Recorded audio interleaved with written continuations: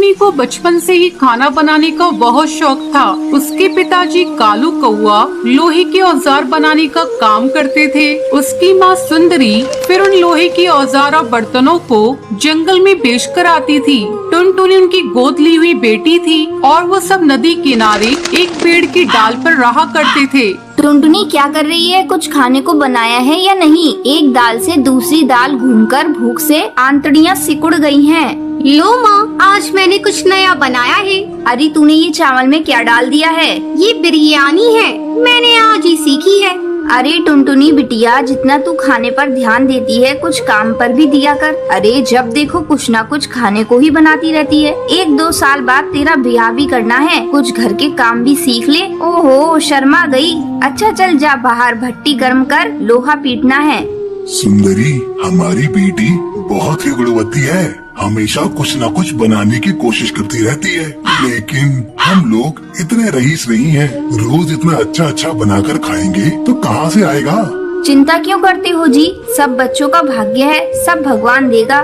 देख, मेरे बस की बात होती तो उसे 10वीं कराकर घर में नहीं बैठाता और आगे बढ़ाता। वैसे हमारी टुनटुनी जिस घर भी जाएगी स्वर्ग बना देगी, बस एक अच्छा सा लड़का मिल जाए। अरे हम नारियल के खोल में रहते हैं, लड़का भी तो ऐसा ही देखना पड़ेगा ना। जब कभी सुंदरी की तबीयत खराब हो जाती थी तो टुनटुनी भी कुछ औजार बेचने के लिए एक डाल पर बैठ जाती थी। एक दिन उसे वहाँ गोलू मिला। अरे टुनटुनी, तुम यहाँ क्या कर रही हो? मैं ये खुरपे दरात हंसियाँ बेच रही हूँ। लेकिन तुम तो पढ़ने में इतनी अच्छी थी, फिर क्या हुआ? यहाँ ये सब क्यों?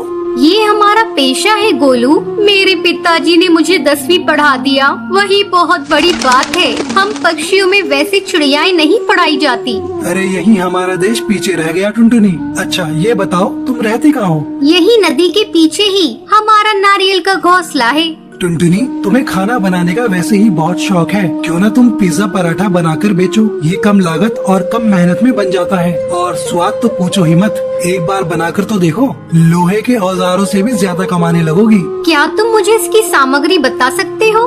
हाँ बिल्कुल, पर पहले तुम्हें मुझे अपने हाथों की बनी बिरयानी खिलानी पड़ेगी। कुछ दिनों बाद जंगल में एक तूफान आता है। कालू उस तूफान से बाल बाल बचा, लेकिन उसके आधे शरीर ने काम करना बंद कर दिया। डॉक्टर को दिखाया तो उन्होंने कहा कि इन्हें चंपकवन के किसी बड़े अस्पताल में दिखाना पड़ेगा। अब बेचारी सुंदरी क्या करे? अब कौन औजार बनाए, कौन हथौड़ा चलाए? टुनटुनी की माँ, ऐसी जिंदगी से तो मर जाना अच्छा। मुझे जहर दे दो। ऐसा मत कहो, आप ठीक हो जाओगे। मैं आपको जंगल के अच्छे डॉक्टर को दिखाऊंगी। अरे लेकिन पैसा कहाँ से आएगा?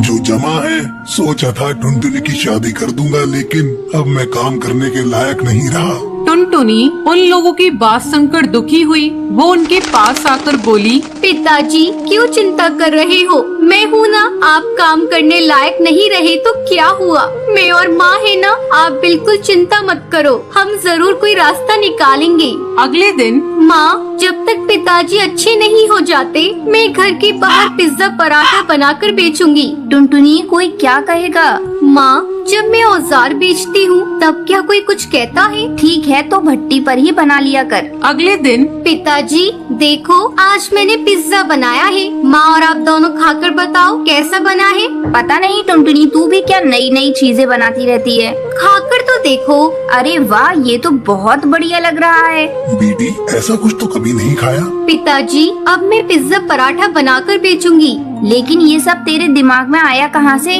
माँ, मुझे ये सलाह गोलू ने दी। ये गोलू कौन है बेटा? माँ, गोलू स्कूल में मेरे साथ पढ़ता था। अब टुनटुनी लोहे की औजार की जगह पिज्जा पराठा बनाने लगी। जो एक बार उसके यहाँ पिज्जा खा लेता था, वो अपने आसपास के सब पक्षी से उसकी तारीफ करता। टुनटुनी के पास दूर दूर से पंछी पिज्जा खाने के लिए आने लगे। अब उसके गरीबी के दिन जा चुके थे। सबसे पहले वो कालू को लेकर जंगल के बड़े अस्पताल में गई। ये बिल्कुल ठीक हो जाएंगे, लेकिन दवाइयाँ महंगी होंगी। कोई बात नहीं सर, बस मेरे पिताजी ठीक हो जाए, आप दवाइयाँ लिख दीजिए। माँ, इस पिज्जा ने तो हमारी जिंदगी ही बदल दी। माँ मैं जंगल में पिज्जा हट बनाना चाहती हूँ। ठीक है टुनटुनी, जैसा तुझे सही लगे वैसा कर। टुनटुनी ने अपना पिज्जा हट खोला। वो दिन रात तरक्की करने लगी।